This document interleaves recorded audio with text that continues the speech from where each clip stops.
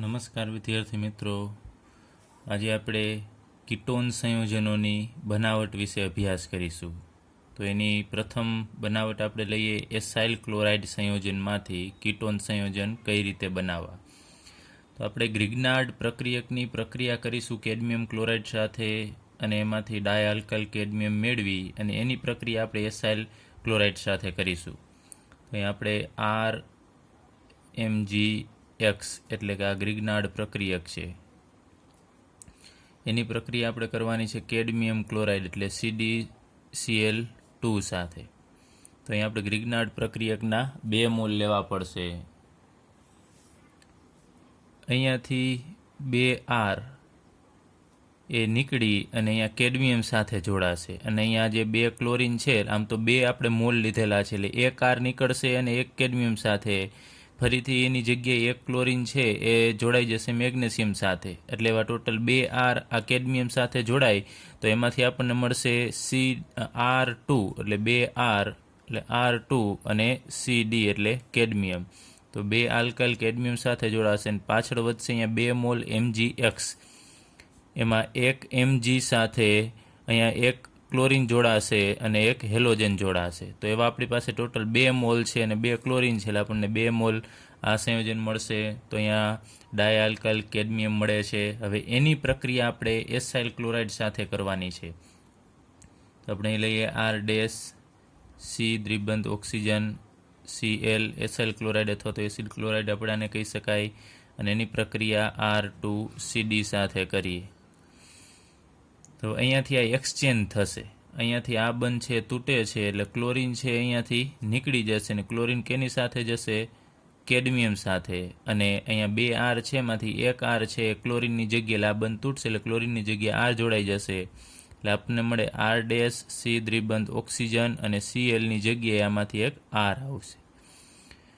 તો અહીંયા આપણને એક RCdCl મળશે. તો જો ફરીથી આપણે અહીંયા 2 મોલ લઈએ શરૂઆતમાં જ તો આવા 2 ક્લોરિન નીકળી જશે અને એની જગ્યાએ આ જુદા જુદા અણુની અંદર 2 R છે જોડાઈ જશે તો આપણને અહીંયા 2 મોલ આ કીટોન મળશે અને 2 અહીંયા ક્લોરિન છે એ અહીંયા 2 Rની જગ્યાએ કેડમિયમ સાથે જોડાવાથી CdCl2 મળશે. જે આપણે શરૂઆતમાં CdCl2 લીધેલું એ આપણને પાછું મળી જશે.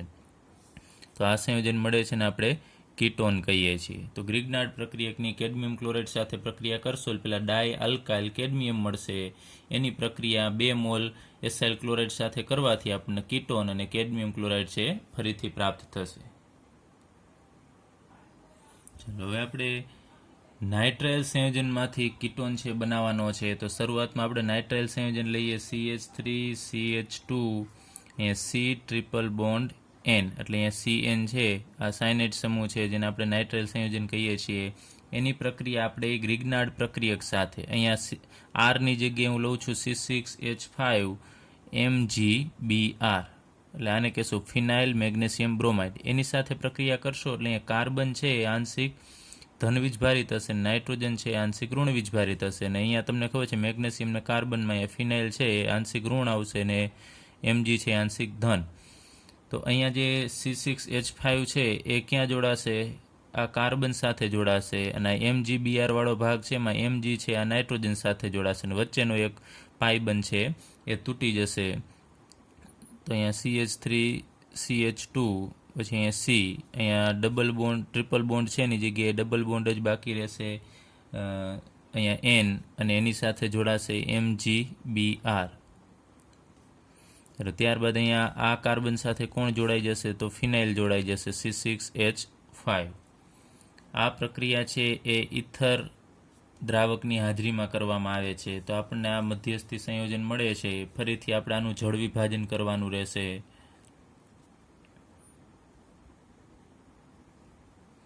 તો જળ વિભાજન કરશું આપણે H2O એસિડિક માધ્યમની હાજરીમાં આપણે કરવાનું છે, H+ની હાજરીમાં. તો અહીંયાથી આ બંધ છે એ તૂટવાનો છે. આપણે ડાયરેક્ટલી સમજાવી દઈએ તમને કઈ રીતે અહીંયાથી આ પ્રક્રિયા થાય છે, બાકી એમાં ક્રિયાવિધિ આવે છે, પરંતુ ડાયરેક્ટલી અહીંયા H2O છે એમાં ઓક્સિજન છે આપણે આ બાજુ ઉમેરી દેવાનો છે, એના હાઇડ્રોજન છે 2 આ બાજુ ઉમેરી દેવાના થશે. તો આપણને અહીંયા નિપજ મળશે CH3CH2 અહીંયા C દ્વિબંધ, હવે અહીંયા બંધ તૂટશે ને એની જગ્યાએ પાણીનો ઓક્સિજન અને આ ભાગ એમનેમ રહેશે C6H5 અને બીજી નિપજ મળશે અહીંયા NH2MgBr, પણ એ આપણે અહીંયા કંઈ દર્શાવતા નથી. ચલો, તો આ નિપજ આપણને મળે છે એનું નામ થશે પ્રોપિયોફિનોન.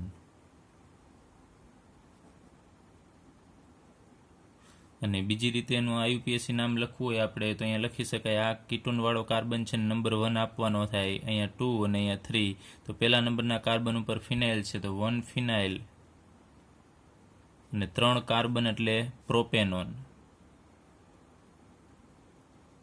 અથવા પ્રોપેન 1 ઓન લખશો તો પણ ચાલશે.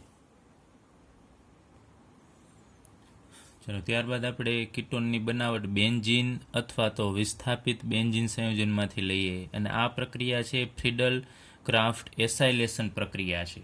તો અહીંયા આપણે શરૂઆતમાં બેન્ઝીન લઈ અને એમાંથી આપણે કીટોન બનાવીએ.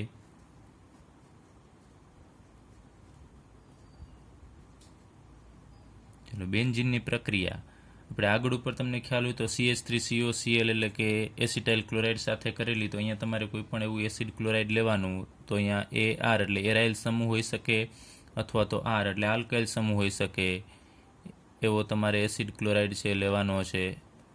અને એની પ્રક્રિયા આપણે કરીશું નિર્જળ એલ્યુમિનિયમ ક્લોરાઇડ સાથે, કે જે ઉદ્દીપક તરીકે વર્તે છે, અને ફ્રીડલ ક્રાફ્ટ પ્રક્રિયા માટેનો આ ઉદ્દીપક છે. હવે અહીંયા બેન્ઝીનના દરેક કાર્બન ઉપર એક એક હાઇડ્રોજન તો જોડાયેલો હશે જ, એમાંનું હું અહીંયા એક હાઇડ્રોજન છે દર્શાવું છું.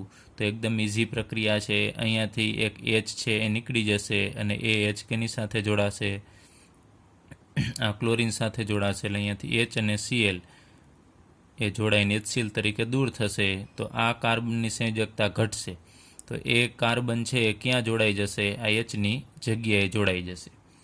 તો આપણને નિપજ મળશે બેન્ઝીન ઉપર C, એની સાથે દ્વિબંધથી ઓક્સિજન જોડાયેલો છે, અને આ કાર્બન સાથે R અથવા તો AR સમૂહ અહીંયા હોઈ શકે. તો અહીંયા તમે જુઓ છો આ બાજુ આ એરાઇલ ભાગ છે, બેન્ઝીન છે, અહીંયા CO એટલે કીટોન સમૂહ છે, અને આ બાજુ આલ્કાઇલ અથવા તો એરાઇલ હોઈ શકે. તો આ સંયોજન મળશે ને આપણે કીટોન સંયોજન કહેશું.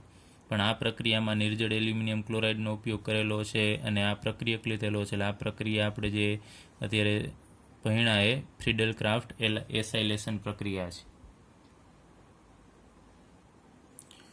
ચલો, હવે આપણે અહીંયા આલ્ડીહાઇડ અને કીટોન સંયોજન છે એના ભૌતિક ગુણધર્મો વિશે થોડો ટૂંકમાં આપણે અભ્યાસ કરીએ. તો ઉત્કલન બિંદુનો ક્રમ આપણે અહીંયા ડાયરેક્ટ લખીએ છીએ. ચલો, એમાં શરૂઆતમાં આપણે અહીંયા ડાયરેક્ટ હું ક્રમ જ લખું છું કે આલ્કોહોલ, જે આપણે અહીંયા નથી આવેલું પરંતુ તમારે યાદ રાખવાનું છે, આલ્કોહોલ સંયોજન છે એનું ઉત્કલન બિંદુ છે સૌથી વધુ હશે. ત્યારબાદ એના કરતાં ઓછું ઉત્કલન બિંદુ છે એ કીટોનનું હશે, એના કરતાં ઓછું ઉત્કલન બિંદુ છે આલ્ડીહાઇડનું હશે. પછી ઇથર સંયોજન આવશે અને પછી આવે છે હાઇડ્રોકાર્બન. પરંતુ આ બધાની કમ્પેરિઝન ક્યારે થશે કે બધાના આણ્વીય દળ છે એ લગભગ સમાન હોય ત્યારે, અને અહીંયા કીટોન અને આલ્ડીહાઇડ છે એ સમઘટકીય હશે, એટલે કે એના આણ્વીય સૂત્ર છે એ સમાન હશે. એવા કીટોન અને આલ્ડીહાઇડ હોય તો એમાં કીટોનનું ઉત્કલન બિંદુ છે વધુ હશે અને આલ્ડીહાઇડનું ઉત્કલન બિંદુ છે ઓછું હશે. એનું કારણ અહીંયા કીટોનમાં આપણે લઈએ, માનો કે આમ હોય CH3CO CH3, અને આલ્ડીહાઇડ લઈએ તો CH3 CH2 CHO. તો અહીંયા બે આલ્કાઇલ સમૂહ છે જે આ CO ને વધુ ધ્રુવીય બનાવશે, જ્યારે અહીંયા આ એક જ બાજુએ આલ્કાઇલ સમૂહ છે જે અહીંયા રહેલા CO કાર્બોનિલ સમૂહ જે હશે એને ઓછો ધ્રુવીય બનાવે છે. તો અહીંયા વધુ ધ્રુવીય બનાવતો હોવાથી એમાં દ્વિધ્રુવ આકર્ષણ બળ છે આમાં કીટોનમાં વધુ હશે, એટલે આલ્ડીહાઇડ કરતાં એના સમઘટકીય કીટોનનું ઉત્કલન બિંદુ વધુ છે. હવે તમને ખ્યાલ છે આલ્કોહોલની અંદર તો હાઇડ્રોજન બંધ બનતો હોય છે, અને આ બંનેની અંદર નિર્બળ આકર્ષણ છે દ્વિધ્રુવ આકર્ષણ બળ. તો હાઇડ્રોજન બંધ છે એના આલ્કોહોલ અણુ વચ્ચે બને એ થોડું પ્રબળ આકર્ષણ બળ છે, અને એના કરતાં દ્વિધ્રુવ આકર્ષણ બળ છે નિર્બળ આકર્ષણ બળ છે. એટલા માટે કીટોન અને આલ્ડીહાઇડ કરતાં આલ્કોહોલનું ઉત્કલન બિંદુ છે ઊંચું જોવા મળે છે. ચાલો, ત્યારબાદ આપણે આલ્ડીહાઇડ અને કીટોન સંયોજન છે એની દ્રાવ્યતા વિશે અભ્યાસ કરીએ.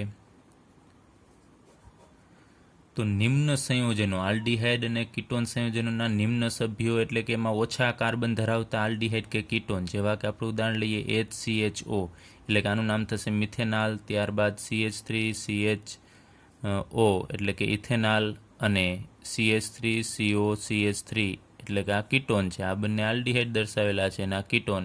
આ બધા નિમ્ન સભ્યો છે. ફરીથી આનું નામ કહું છું. આ મિથેનાલ, આ 2 કાર્બનવાળો ઇથેનાલ અને આ 3 કાર્બનવાળો પ્રોપેનોન એ પાણીની અંદર દ્રાવ્ય છે. તો પાણીની અંદર દ્રાવ્ય છે એનું કારણ શું કે પાણી સાથે એટલે કે આપણે લખીએ H2O સાથે એ હાઇડ્રોજન બંધ બનાવે છે.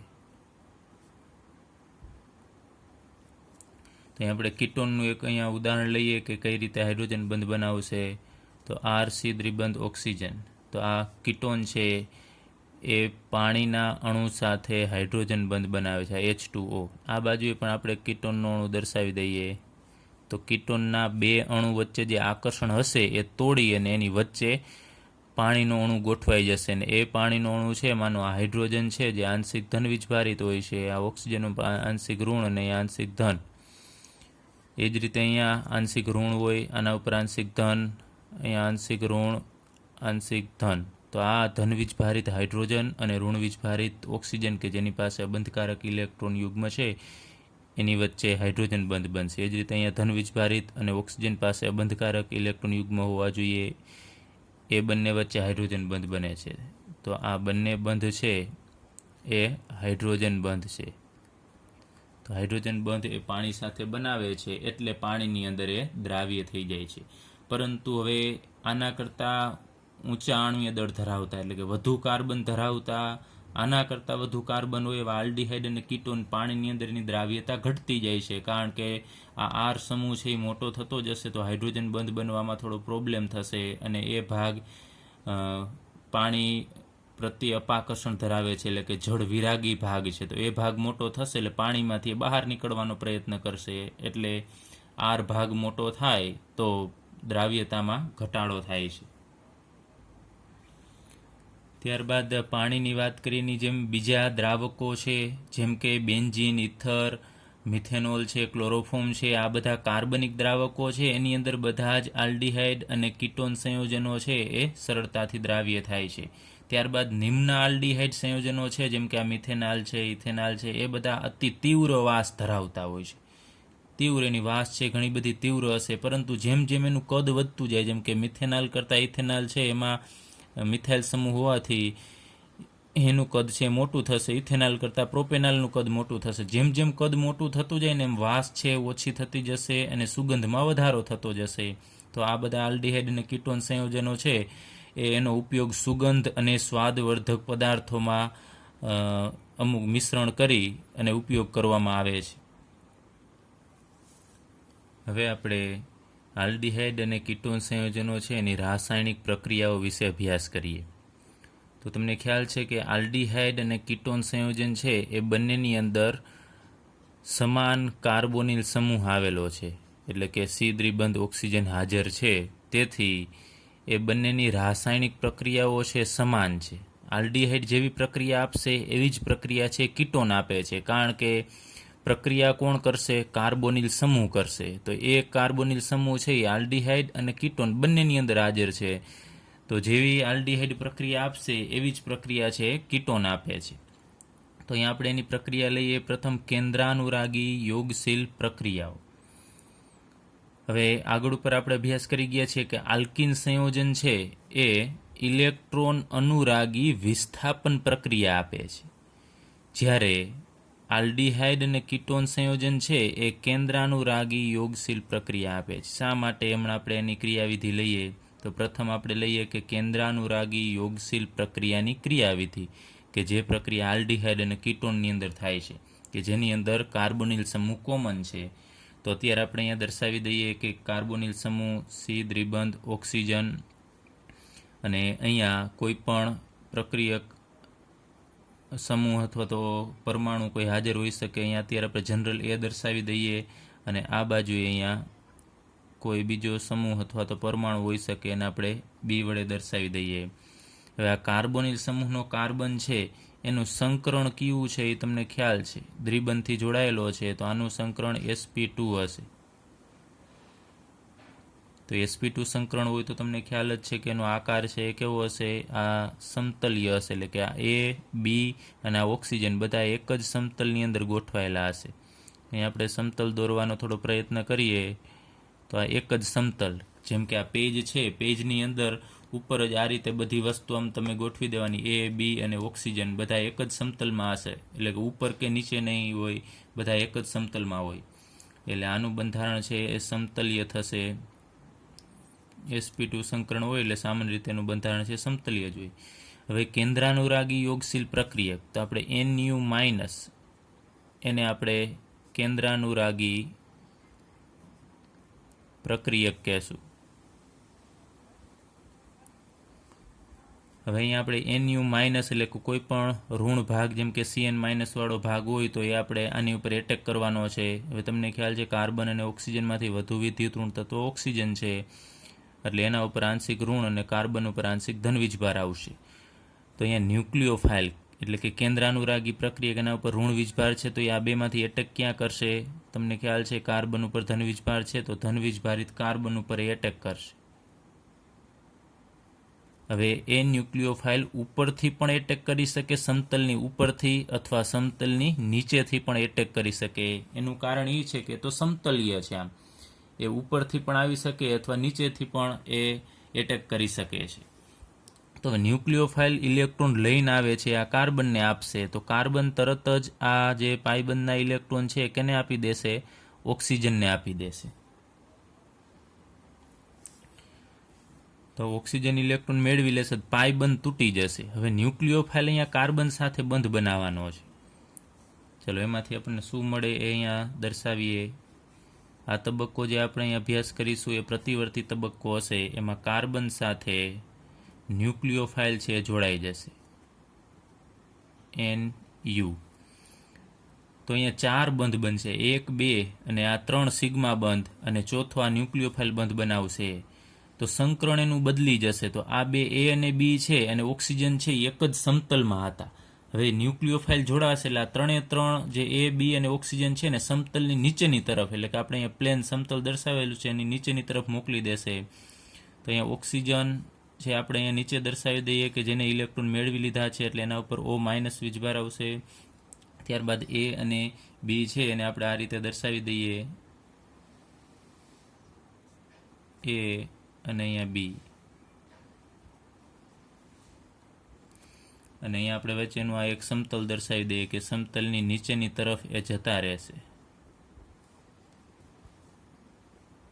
ચલો સમતલ છે મેં થોડું નાનું દર્શાવી દીધું છે એટલે તમને ખ્યાલ આવે કે આ 3 છે એ સમતલની નીચે અને ન્યુક્લિયોફાઇલ છે સમતલની ઉપરની તરફ છે.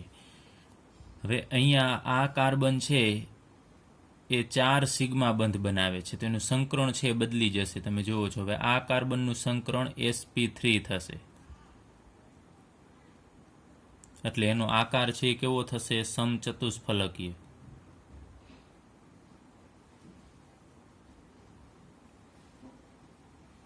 ના મધ્યવર્તી છે, આને આપણે આલ્કોક્સાઇડ કહેશું. ચલો આલ્કોક્સાઇડ બને છે. હવે આની પ્રક્રિયા છે એ એસિડ સાથે. હવે સમજી લઈએ કે આ તબક્કો છે એ ધીમો તબક્કો છે અને આ પ્રથમ તબક્કો છે, એટલે આપણે લખીએ તબક્કો પહેલો, સ્ટેપ 1 છે. એમાં ધીમે ધીમે આ ન્યુક્લિયોફાઇલ જોડાશે અને ધીમે ધીમે આ બંધ કાર્બન અને ઓક્સિજન વચ્ચેનો તૂટી અને ઓક્સિજન મેળવશે, એટલે આ તબક્કો ધીમો છે. હવે બીજા તબક્કામાં અહીંયા ઓક્સિજન ઉપર ઋણ વીજભાર છે, તો એ અનસ્ટેબલ હોય, અસ્થાયી હોય, એટલે ઝડપથી એ બીજા સાથે જોડવાનો એ પ્રયત્ન કરશે. તો બીજા તબક્કામાં અહીંયા H+ છે એ જોડાશે. તો અહીંયા આને ઇલેક્ટ્રોનની જરૂર છે ને ઓક્સિજન પાસે વધારાના ઇલેક્ટ્રોન છે, તો ઓક્સિજન શું કરશે? પોતાના ઇલેક્ટ્રોન છે એ આપી દેશે આ H ને, અને H છે એની સાથે જોડાશે. અને ઝડપથી જોડાશે, કારણ કે આને આપવા છે ને આને મેળવવા છે. તો આ તબક્કો છે, તબક્કો બીજો, એ ઝડપી તબક્કો થશે. અને ઓક્સિજન સાથે હવે આપણે હાઇડ્રોજન છે એ જોડી દેવાનો છે. તો ઉપર અહીંયા ન્યુક્લિયોફાઇલ, અહીંયા એ, આ જગ્યાએ બી, અને અહીંયા ઓક્સિજન સાથે એચ જોડાવાથી અહીંયા આપણને OH મળશે. તો અહીંયા પણ આપણે દર્શાવી દઈએ, આ સમતલ છે અને સમતલની નીચે આ 3 એ 3 આવેલા હશે. ન્યુક્લિયોફાઇલ છે એ સમતલની ઉપર છે. તો આ નિપજ મળે છે અને આપણે યોગશીલ નિપજ કહેશું,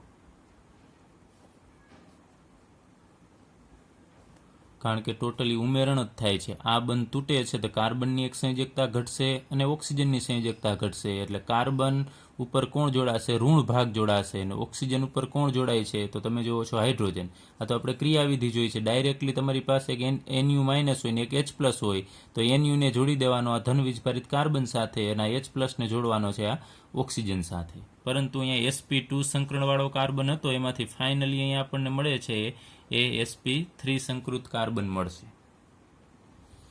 તો હવે આલ્ડીહાઇડ અને કીટોન એની જ્યારે કેન્દ્રાનુરાગી યોગશીલ પ્રક્રિયા થતી હોય તો બંને માટે સમાન જ હશે. જેવી આલ્ડીહાઇડ આ પ્રક્રિયા આપશે એવી જ કીટોન આપશે. મેં તમને કીધું એમ શોર્ટમાં યાદ રાખવું હોય તો રાખી શકો કે કાર્બન ઉપર કોઈ પણ માનો કે HCN આપણે ઉમેરવો છે, તો અહીંયા H+ હશે ને CN- હશે, તો H ક્યાં જોડાશે? ઓક્સિજન સાથે, અને CN ક્યાં જોડાશે? કાર્બન સાથે.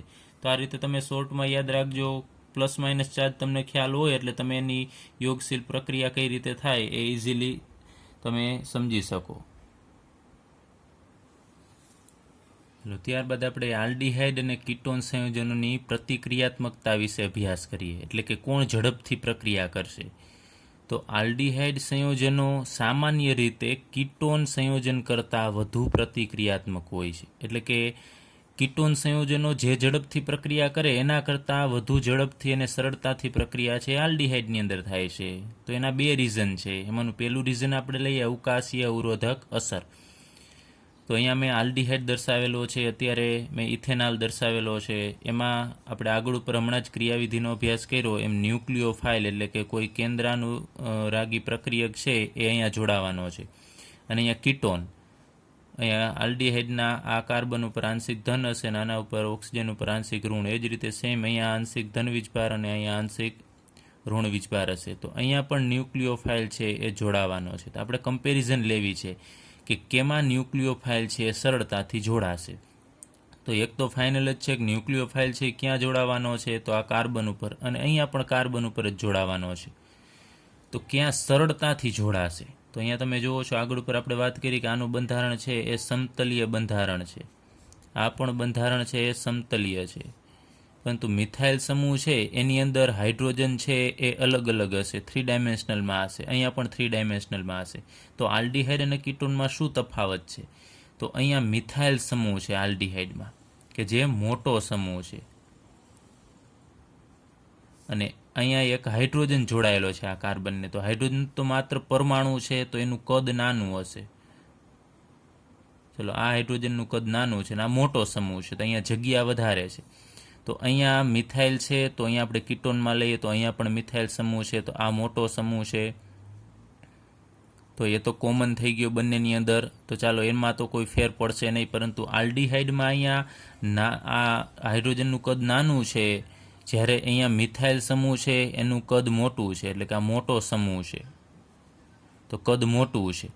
તો અહીંયા કદ મોટું છે તો ન્યુક્લિયોફાઇલની અંદર આવવું હોય તો વધારે પ્રમાણમાં અહીંયા જગ્યા રહેશે નહીં. આ મોટા સમૂહો અવરોધ ઉત્પન્ન કરશે. જેમ કે આપણે કોઈ પણ જગ્યાએ જવું હોય તો જો રસ્તો પોળો હશે તો આપણે ઝડપથી એમાંથી પસાર થઈ શકશું, અને જો રસ્તો સાંકડો હશે અને વાંકો ચૂકો હશે, જગ્યા નહીં હોય તો આપણે એમાંથી પસાર થતાં વાર લાગશે. એ જ રીતે અહીંયા ન્યુક્લિયોફાઇલ છે, અહીંયા મોટા સમૂહ હોવાથી અહીંયા જગ્યા ઓછી હશે, કેમ કે આ મોટા સમૂહ આજુબાજુમાં અવરોધ ઉત્પન્ન કરશે. તો અહીંયા કીટોનની અંદર અહીંયા આલ્કાઇલ સમૂહ હોવાથી અવરોધ વધુ છે, જેને આપણે અવકાશીય અવરોધ કહેશું, કારણ કે અવકાશની અંદર વધુ જગ્યા રોકશે. જ્યારે અહીંયા આ બંને તો કોમન છે, જ્યારે અહીંયા આ મિથાઇલની જગ્યાએ આલ્ડીહાઇડમાં અહીંયા હાઇડ્રોજન છે અને એનું કદ નાનું છે, તો આ બાજુ અહીંયા જગ્યા વધુ હશે. તો અહીંયા કીટોન કરતાં અવરોધ છે એ ઓછો હશે. તો જ્યાં અવરોધ ઓછો હોય ત્યાં તમને ખબર છે કે સ્વાભાવિક રીતે ઝડપથી ન્યુક્લિયોફાઇલ છે એટેક કરી શકશે. તો અવરોધ ઓછો તો ઝડપથી પ્રક્રિયા થશે અને એની પ્રતિક્રિયાત્મકતા એ વધુ હશે.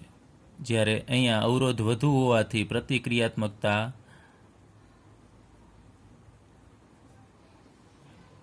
ઓછી હશે. હવે આલ્ડીહાઇડમાં એવું થાય કે માનો કે આપણે આલ્ડીહાઇડની જ કમ્પેરિઝન કરીએ કે બે આલ્ડીહાઇડ જ માત્ર લઈએ કે અહીંયા એક ફોર્માલ્ડીહાઇડ લઈએ તો તમને ખ્યાલ છે એક કાર્બનવાળો આલ્ડીહાઇડ ફોર્માલ્ડીહાઇડ અને પછી આ બે કાર્બન ધરાવતો આલ્ડીહાઇડ આપણે ઇથેનોલ લખેલો છે. આ બંને આલ્ડીહાઇડ જ છે. તો તમને પૂછવામાં આવે કે આ બે આલ્ડીહાઇડમાંથી વધુ પ્રતિક્રિયાત્મક કોણ? તો અહીંયા મિથાઇલ સમૂહ છે આલ્ડીહાઇડમાં અને આ આલ્ડીહાઇડમાં અહીંયા હાઇડ્રોજન છે. તો અહીંયા તો બંને હાઇડ્રોજન છે તો આ બંનેનું કદ છે એ નાનું છે અને અવરોધ અહીંયા ઓછો હશે, જ્યારે આની સાપેક્ષે અહીંયા અવરોધ વધુ હશે. તો બે આલ્ડીહાઇડ હોય તો એમાં આ ફોર્માલ્ડીહાઇડ છે અથવા તો આપણે મિથેનોલ કહીએ છીએ અને આ ઇથેનોલ છે. તો આલ્ડીહાઇડમાં પણ વધુમાં વધુ પ્રતિક્રિયાત્મક કોણ થશે? ફોર્માલ્ડીહાઇડ થશે, કારણ કે એમાં અવરોધ ખૂબ ઓછો છે, કારણ કે બંને હાઇડ્રોજન પરમાણુ એનું કદ સૂક્ષ્મ હોય જ્યારે આનું કદ મોટું હશે. અને ઇથેનોલ કરતાં પણ ઓછો પ્રતિક્રિયાત્મક કોણ હશે? એના પછી જો આલ્ડીહાઇડ જ લેવામાં આવે તો એ મિથાઇલ કરતાં અહીંયા જો ઇથાઇલ સમૂહ હોય ફરીથી તો એની પ્રતિક્રિયાત્મકતા એનાથી પણ ઓછી આવશે. એટલે અહીંયા કદ વધતું જાય એમ પ્રતિક્રિયાત્મકતા ઘટે, કારણ કે અવરોધ વધુ ઉત્પન્ન થાય એમ પ્રતિક્રિયાત્મકતા છે ઓછી થશે અને કીટોનની પ્રતિક્રિયાત્મકતા છે એ એનાથી પણ ઓછી થશે. આ પ્રોપેનોન છે. તો આપણે ક્રમ લખેલો છે એ પ્રતિક્રિયાત્મકતાનો ક્રમ છે. તો ટૂંકમાં હવે સમજી લઈએ કે ન્યુક્લિયોફાઇલ જો કાર્બન ઉપર જોડાવાનો છે એ કાર્બન ઉપર જો અવરોધ ઓછો હશે એટલે જગ્યા વધુ હોય ને તો ઝડપથી પ્રક્રિયા કરશે, અને અવરોધ વધુ છે એટલે કે જગ્યા ઓછી છે કારણ કે અવરોધ વધુ છે તો પ્રતિક્રિયાત્મકતા એની ઓછી હોય, જોડાતા એને વાર લાગશે. ચલો ત્યારબાદ બીજું રીઝન કે પ્રતિક્રિયાત્મકતા આ કીટોન કરતાં આલ્ડીહાઇડની શા માટે વધારે છે? તો ધન પ્રેરક અસર. હવે તમને ખ્યાલ છે કે આ ન્યુક્લિયોફાઇલ છે NU- એ કાર્બન ઉપર જોડાવાનો છે તો આના ઉપર ઋણ વીજભાર છે અને જોડાવાનો છે ધન વીજભારિત કાર્બન સાથે. તો જો આ કાર્બન ઉપર ધન વીજભાર વધુ હોય, અહીંયા જો ધન વીજભાર વધુ હોય તો ન્યુક્લિયોફાઇલ સરળતાથી જોડાશે, કેમ કે આના ઉપર તો પ્યોર ઋણ વીજભાર છે. તો એ ક્યાં જોડાશે કે જ્યાં વધુ ધન વીજભાર હોય ને ત્યાં ઝડપથી જોડાવાનો પ્રયત્ન કરશે. એટલે તમારે યાદ રાખવાનું છે કે જે કાર્બન પર વધુ ધન વીજભાર હોય ત્યાં ન્યુક્લિયોફાઇલ એટલે કે કેન્દ્રાનુરાગી પ્રક્રિયક છે સામાન્ય રીતે ઝડપથી જોડાય છે. તો આપણે એ કમ્પેરિઝન કરવાની છે કે આ આલ્ડીહાઇડ છે અને આ કીટોન એ બંનેમાંથી કયા કાર્બન ઉપર વધુ ધન વીજભાર હશે? તો અહીંયા મિથાઇલ સમૂહ જોડાયેલો છે તો તમને ખ્યાલ છે મિથાઇલ સમૂહ છે એની પ્રેરક એ ધન પ્રેરક અસર દર્શાવે છે એટલે કે એ ઇલેક્ટ્રોન આપશે. આ મિથાઇલ સમૂહ આ કાર્બનને ઇલેક્ટ્રોન આપે છે તો અહીંયા ઇલેક્ટ્રોન આપશે તો આના ઉપર ધન વીજભારમાં ઘટાડો થશે. અહીંયા હાઇડ્રોજન છે કાંઈ ઇલેક્ટ્રોન આપતો નથી કેમ કે ધન પ્રેરક અસર દર્શાવતો નથી. તો અહીંયા આલ્ડીહાઇડમાં એક આલ્કાઇલ સમૂહ આ કાર્બનને ઇલેક્ટ્રોન આપે છે, જ્યારે કીટોનની અંદર એવા બે આલ્કાઇલ સમૂહ છે કે જે આ કાર્બોનિલ સમૂહના કાર્બનને ઇલેક્ટ્રોન આપશે. તો આને ઇલેક્ટ્રોન વધુ મળવાથી આ કાર્બનને ઇલેક્ટ્રોનની ઘટ ઓછી રહેશે, એટલે કે એના ઉપર ધન વીજભાર અહીંયા ઓછો હશે. ધન વીજભાર ઓછો. આ બંનેની જ આપણે કમ્પેરિઝન કરીએ છીએ. આમાં એક જ બાજુએથી આને મળે છે ઇલેક્ટ્રોન તો આને ઇલેક્ટ્રોનની ઘટ આના કરતાં વધુ હશે અહીંયા, તો ત્યાં ધન વીજભાર વધુ હશે. અને આમાં બંને બાજુએથી આ કાર્બનને ઇલેક્ટ્રોન મળે છે તો આને ઇલેક્ટ્રોનની બહુ જરૂર નથી, એટલે કે એને ઇલેક્ટ્રોનની ઘટ ન હોવાથી એના ઉપર ધન વીજભાર ઓછો આવશે. તો હવે ન્યુક્લિયોફાઇલ છે એ હવે તમારે જોવાનું છે કે કેના ઉપર સરળતાથી જોડાશે? તો જ્યાં ધન વીજભાર વધુ હોય ત્યાં ઝડપથી જોડાશે. તો ન્યુક્લિયોફાઇલ આ આલ્ડીહાઇડના કાર્બન સાથે ઝડપથી જોડાય છે કારણ કે ત્યાં ધન વીજભાર વધુ હશે, અને કીટોનના કાર્બન ઉપર એટલી ઝડપથી જોડાતો નથી કારણ કે ત્યાં ધન વીજભાર ઓછો છે. તો એ રીતે પણ આલ્ડીહાઇડ છે એ કીટોન કરતાં વધુ પ્રતિક્રિયાત્મક થશે. તો તમારે યાદ રાખવાનું છે, આવો તમને ક્રમ પૂછી શકે કે કેની પ્રતિક્રિયાત્મકતા વધારે છે, તો એક યાદ રાખજો, ફોર્માલ્ડિહાઇડ. બધા જ આલ્ડિહાઇડ અને કીટોનમાંથી ફોર્માલ્ડિહાઇડ છે એની પ્રતિક્રિયાત્મકતા બધાથી વધારે હોય. ફોર્માલ્ડિહાઇડ પછી આવશે આલ્ડિહાઇડ, અન્ય આલ્ડિહાઇડ. ટૂંકમાં આ પણ બંને આલ્ડિહાઇડ જ છે, પરંતુ આ અન્ય આલ્ડિહાઇડ, અને આલ્ડિહાઇડ કરતાં ઓછો પ્રતિક્રિયાત્મક છે એ કીટોન થશે. ચાલો હવે આપણે કેન્દ્રાનુરાગી યોગશીલ પ્રક્રિયા અને કેન્દ્રાનુરાગી યોગશીલ અને વિલોપન પ્રક્રિયા, એટલે કે યોગશીલ અને વિલોપન બંને પ્રક્રિયાઓ એક જ પ્રક્રિયામાં થતી હોય એવી પ્રક્રિયાના આપણે ઉદાહરણ લઈએ. તો પ્રથમ તો આપણે યોગશીલ પ્રક્રિયાના ઉદાહરણ લઈએ. એમાં હાઇડ્રોજન સાયનાઇડ એટલે કે HCN કઈ રીતે ઉમેરાય છે એના વિશે આપણે અભ્યાસ કરીએ. તો HCNનું ઉમેરણ કરીએ છીએ એ કોઈ બેઝ ઉદ્દીપકની હાજરીમાં કરવામાં આવે છે. જેમ કે આપણે લઈએ HCN, બેઝ લેશો તો બેઝ તરીકે અહીંયા NaOH હોય, તો NaOHની અંદર OH માઇનસ હશે તો OH માઇનસ છે ઉત્પન્ન થશે અહીંયા. તો આ બેઝિક ઉદ્દીપક તરીકે વધશે. તો એ બેઝ ઉદ્દીપકનું કામ શું છે કે આપણે કેન્દ્રાનુરાગી પ્રક્રિયકની જરૂર હોય છે. તો અહીંયા HCNમાંથી આપણે જરૂર છે CN માઇનસની.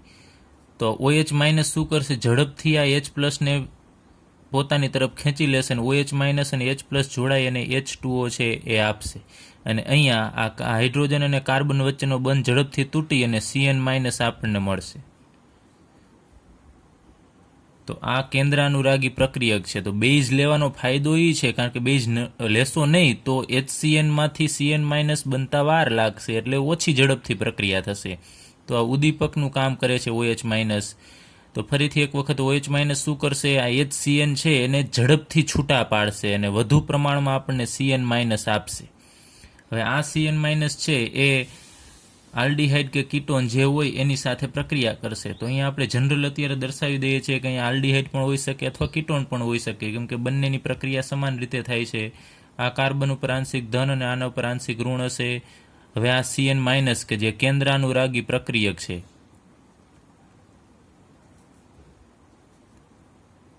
જે આગળ ઉપર આપણે NU માઇનસ વડે દર્શાવતા હતા એ હવે અહીંયા CN માઇનસ છે. તો આ CN માઇનસ છે એ શું કરશે, કેની સાથે જોડાશે, ઋણ વીજભારિત છે તો એ આ કાર્બન સાથે જોડાવાનો છે. તો ચાલો એમાંથી આપણને આગળ ઉપર જે ક્રિયાવિધિ આપણે ભણી ગયા છે એ મુજબ જ પ્રક્રિયા થાય છે. આમાં કંઈ જ પ્રકારની નવીનતા નથી. અહીં માત્ર NU માઇનસની જગ્યાએ આપણે CN લીધેલું છે. તો અહીં આપણે 3 ડાયમેન્શનલમાં કંઈ દોરતા નથી. આ કાર્બન છે એની સાથે તરત જ આની સાથે જોડાશે તો આ બંને ઇલેક્ટ્રોન ઓક્સિજન મેળવી લેશે અને ઓક્સિજન ઉપર ઋણ વીજભાર આવશે અને આ કાર્બન સાથે CN છે એ જોડાઈ જશે.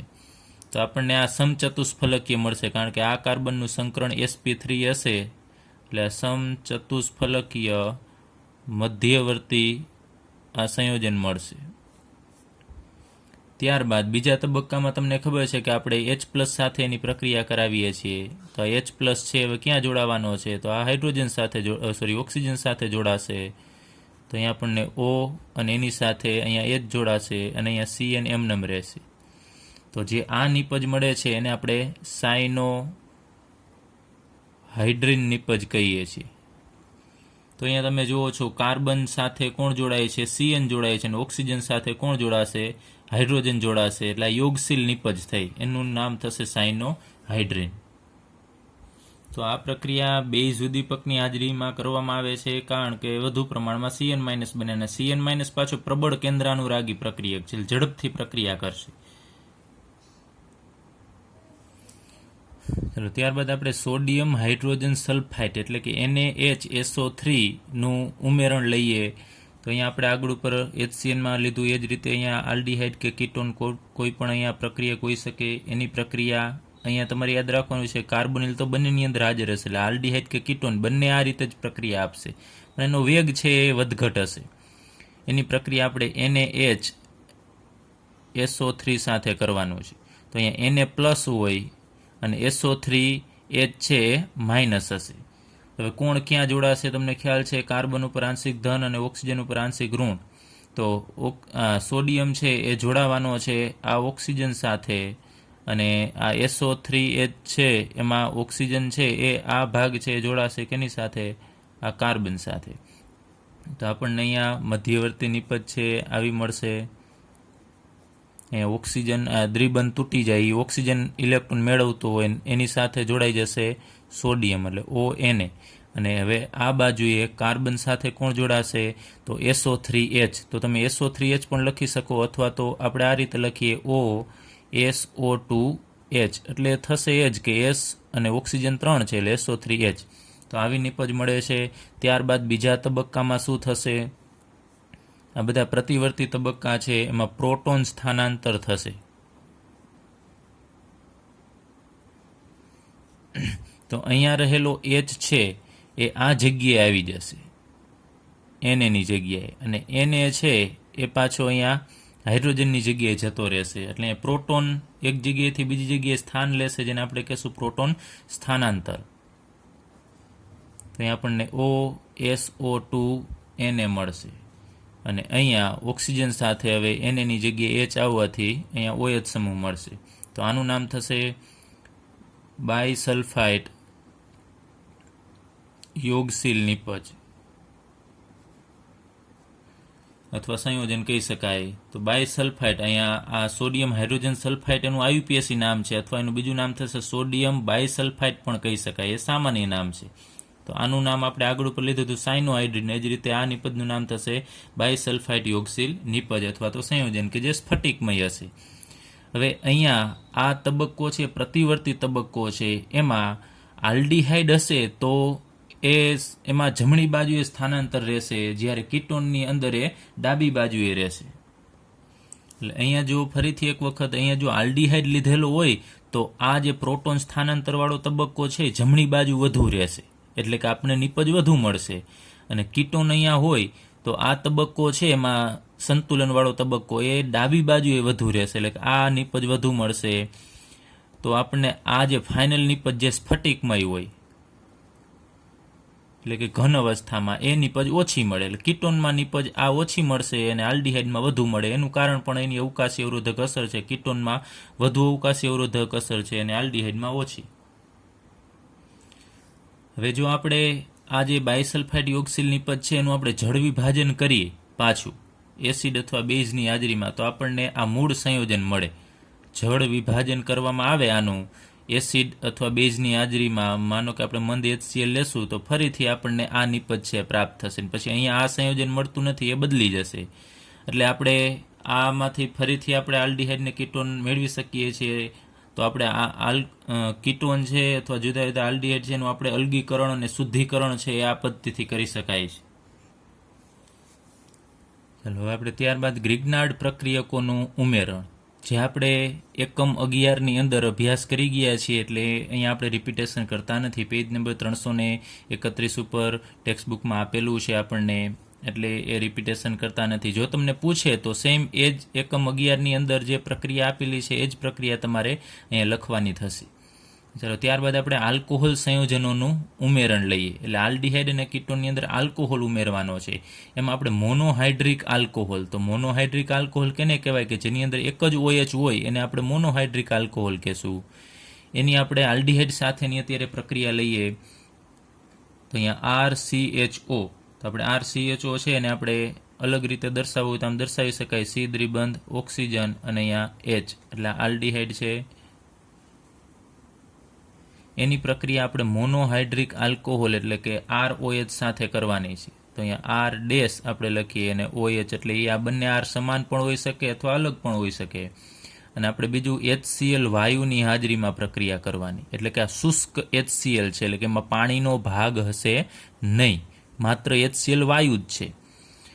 તો એની સાથે પ્રક્રિયા કરીશું તો આપણને પ્રથમ તબક્કામાં શું મળશે એના વિશે આપણે અભ્યાસ કરીએ. તો અહીંયા આ બંધ છે તૂટશે, O અને H વચ્ચેનો બંધ છે એ તૂટી જશે, અને આ હાઇડ્રોજન છે એ જોડાશે આ ઓક્સિજન સાથે, અને આ ઓક્સિજન છે કે જે ઋણ વીજભારિત હશે એ કેની સાથે જોડાશે? આ કાર્બન સાથે જોડાશે. તો અહીં આપણે લખીએ R, એની સાથે CH છે અત્યારે એમનેમ લખીએ CH, પછી આ કાર્બન સાથે જોડાશે આ ઓક્સિજન અને એની સાથે R ડેશ, અને અહીંયા ડબલ બોન્ડમાંથી સિંગલ બોન્ડ થશે અને એ ઓક્સિજન સાથે જોડાઈ જશે એચ. ચાલો એક આપણને આવી નીપજ મળે છે. ત્યારબાદ બીજા તબક્કાની અંદર ફરીથી આપણે આલ્કોહોલ ઉમેરવાનો છે, R-OH, અને એસિડની હાજરીમાં પ્રક્રિયા કરવાની છે આપણે શુષ્ક HCl ની હાજરીમાં. તો ફરીથી અહીંયાથી આ બંધ એક તૂટશે, અહીંયા OH છે એ અહીંયાથી નીકળશે અને અહીંયાથી H, એટલે અહીંયાથી OH અને અહીંયાથી H જોડાય અને H2O આપશે. પછી અહીંયાથી આ OR ભાગ છે એમાં OR અહીંયા OHની જગ્યાએ જોડાઈ જશે, એટલે RCH અને એની સાથે અહીંયા OR તો અહીંયા હતો જ, અને અહીંયા હવે OHની જગ્યાએ આ ભાગ આવી જશે OR. તો આ આપણને એક નીપજ મળે છે, એમાં ડાયઆલ્કોક્સી છે, અહીંયા જુઓ છો તમે, R એટલે આલ્કેન અને એની સાથે ઓક્સિજન એટલે આલ્કોક્સી. તો આ ડાયઆલ્કોક્સી આપણને નીપજ મળે છે. તો આ નીપજ જ્યારે ડાયઆલ્કોક્સી એટલે 2 OR હોય તો એને આપણે એસિટાલ કહેશું. તો આ એસિટાલ નીપજ મળે છે. અથવા આને બીજું એક જ કાર્બન ઉપર અહીંયા 2 જોડાયેલા છે એટલે આપણે એને જેમ પણ કહેશું, જેમ ડાયઆલ્કોક્સી. બરોબર, એક જ કાર્બન ઉપર છે, આ કાર્બન ઉપર જ 2 આલ્કોક્સી સમૂહ છે, તો આને જેમ પણ કહેવાય, જેમ ડાયઆલ્કોક્સી.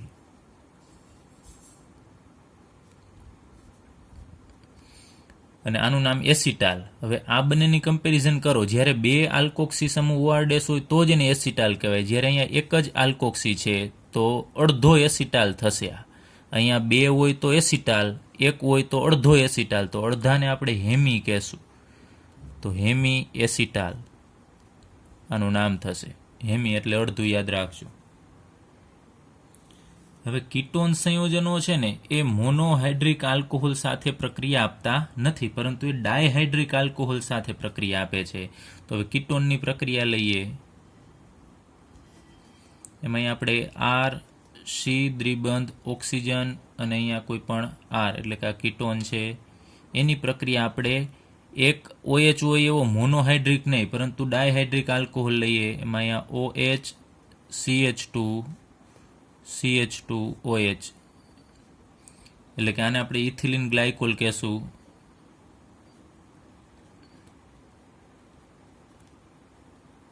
અથવા આઈયુપીએસી નામ આપવું હોય તો પહેલો બીજા કાર્બન ઉપર અહીંયા OH છે તો ઇથેન 1,2 ડાયોલ થશે. તો એની પ્રક્રિયા આપણે કરવાની છે HCl વાયુ સાથે અને મંદ HClની હાજરીમાં. તો અહીંયા પણ HCl વાયુ શું કરશે? પ્રક્રિયાનો વેગ વધારશે.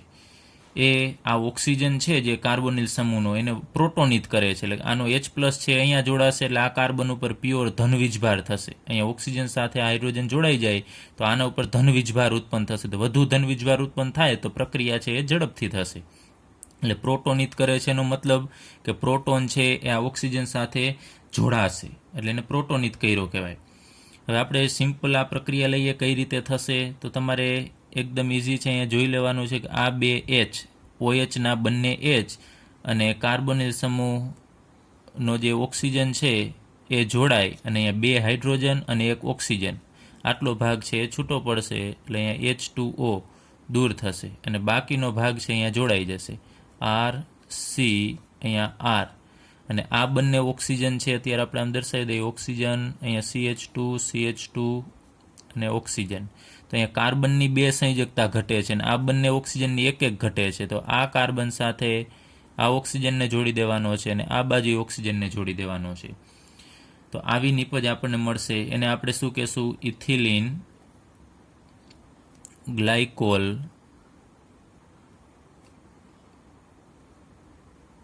કીટાલ, અથવા તો આને ચક્રીય કીટાલ પણ કહેવામાં આવે છે, અથવા કેટાલ. કીટાલ પણ કહે છે અને કેટાલ પણ કહેશે. ચક્રીય એટલે આમાં ચક્ર બને છે, જ્યારે અહીંયા કાંઈ એવું બનતું નથી. તો આ ચક્રીય કેટાલ જેને આપણે ઇથિલિન ગ્લાયકોલ કીટાલ અથવા કેટાલ કહીએ છીએ એ કોણ આપશે? તો કીટોન આપશે. અને ક્યારે? Ethylene glycol. આને આપણે ડાયહાઇડ્રિક આલ્કોહોલ કહેશું.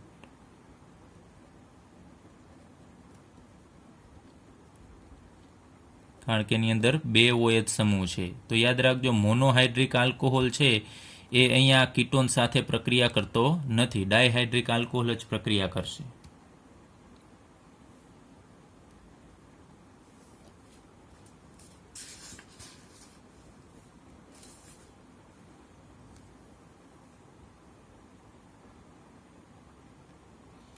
ને આપણે આગળ ઉપર જોયેલું એ મુજબ જ અહીંયા ફરીથી આ ઇથિલિન ગ્લાયકોલ છે એનું ફરીથી આપણે ખનિજ એસિડની હાજરીમાં જળ વિભાજન કરીશું તો આમાંથી ફરીથી આપણને કીટોન સંયોજન છે પ્રાપ્ત થશે. ચાલો ત્યારબાદ આપણે એમોનિયા અને તેના વ્યુત્પન્નો એટલે કે એમોનિયામાંથી હાઇડ્રોજન વિસ્થાપન કરી અને આપણને જે મળે એને આપણે એનો વ્યુત્પન્ન કહેશું. એનું ઉમેરણ કરી અને આપણે જુદા જુદા સંયોજન બનાવીએ તો આ પ્રક્રિયા આપણે આગળ ઉપર વાત કરેલી કે કેન્દ્રાનુરાગી યોગશીલ વિલોપન પ્રક્રિયા એટલે કે આમાં યોગશીલ પ્રક્રિયા થશે ને આગળ ઉપર વિલોપન પ્રક્રિયા થશે. તો એમોનિયા એટલે NH3 અને એનો વ્યુત્પન્ન એટલે અહીંયા આપણે 3 હાઇડ્રોજન છે તો એમાંથી એ 2 હાઇડ્રોજન એમને રાખીએ અને એક અહીંયા હાઇડ્રોજન છે એ કાઢીને એની જગ્યાએ કોઈ પણ એક બીજો અહીંયા સમૂહ અથવા પરમાણુ કોઈ પણ હોઈ શકે તો આ એનો વ્યુત્પન્ન કહેવાય. તો હવે અહીંયા ઝેડની જગ્યાએ જુદું જુદું હોઈ શકે એટલે ત્યારે આપણે અહીંયા NH3 નથી લેતા. જો NH3 લેવું હોય તો અહીંયા ઝેડની જગ્યાએ શું મૂકવું પડે? H મૂકવાનું. તો ઝેડની જગ્યાએ શું હોય એ આપણે અહીંયા લખીએ. ઝેડની જગ્યાએ આલ્કાઇલ ભાગ પણ હોઈ શકે અથવા તો એરાઇલ ભાગ પણ હોઈ શકે અથવા OH હોઈ શકે, NH2 હોઈ શકે, ત્યારબાદ C6H5 NH હોઈ શકે, NHCO NH2 હોઈ શકે. આવા બધા પ્રક્રિયકો છે એ જોડાય અને આપણને એનો વ્યુત્પન્ન ફાઇનલ જે ફૂલ વ્યુત્પન્ન આપશે. તો અત્યારે આપણે આ પ્રક્રિયક લેશું. અહીંયા લેવાનો છે કાર્બોનિલ સમૂહ એટલે કે આલ્ડીહાઇડ કે કીટોન. એમાં ઓક્સિજન ઉપર કાર્બન ઉપર આંશિક ધન અને ઓક્સિજન ઉપર આંશિક ઋણ અને એની પ્રક્રિયા આપણે NH2 ઝેડ સાથે કરી. જો એમોનિયા લેવો હોય, ફરીથી કહું છું, એમોનિયા લેવો હોય તો ઝેડની જગ્યાએ તમારે શું લેવો પડશે? હાઇડ્રોજન. તો અહીંયા NH3 થશે. પરંતુ આપણે જનરલ લઈએ છીએ કે અહીંયા જુદા જુદા ઝેડની જગ્યાએ સમૂહ મૂકશો તો આપણને નિપજ છે જુદી જુદી મળશે. તો આ પ્રક્રિયા છે આપણે H+ની હાજરીમાં એસિડની હાજરીમાં કરવાની હોય છે. તો અહીંયા હવે નિપજ કઈ રીતે મળશે એ જોઈએ. તો અહીંયા NH2 પરનો આ હાઇડ્રોજન છે એ હાઇડ્રોજન જોડાશે આ ઓક્સિજન સાથે અને બાકીનો ભાગ છે એટલે કે નાઇટ્રોજનવાળો ભાગ છે નાઇટ્રોજન જોડાશે આ કાર્બન સાથે. કારણ કે નાઇટ્રોજનની વિદ્યુતઋણતા વધુ હોય એટલે એના ઉપર આંશિક ઋણ વીજભાર આવે તો એ કાર્બન સાથે જોડાશે અને હાઇડ્રોજન ઓક્સિજન સાથે. તો આપણને આવી નિપજ મળે. અહીંયા ઓક્સિજન સાથે H જોડાવાથી અહીંયા OH અને અહીંયા કાર્બન સાથે હવે NH2માંથી એક H તો અહીંયા જતો રહ્યો તો અહીંયા માત્ર એક H જ વધશે NH અને એની સાથે અહીંયા એક Z જોડાયેલો છે. તો આપણને આ નિપજ મળી એ યોગશીલ નિપજ છે. આ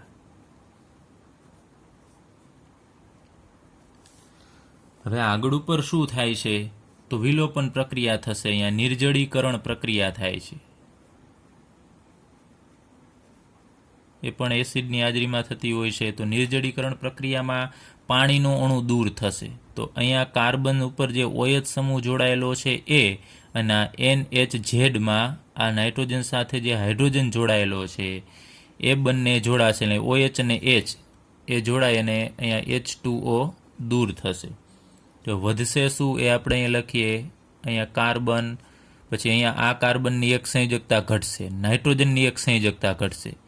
તો અત્યારે હું એકલ બોન્ડ રાખું છું, પછી અહીંયા N એની સાથે આમ Z. તો કાર્બનને 4 બંધ બનાવવાના હોય છે તો અહીંયા 3 જ છે. નાઇટ્રોજનને 3 બંધ બનાવવાનું, એની જગ્યાએ 2 છે તો આ બંને વચ્ચે ડબલ બોન્ડ આવશે. એટલે કે બંને ઉપરથી એક એક વસ્તુ દૂર થાય છે એટલે આ બંને વચ્ચે દ્વિબંધ આવશે.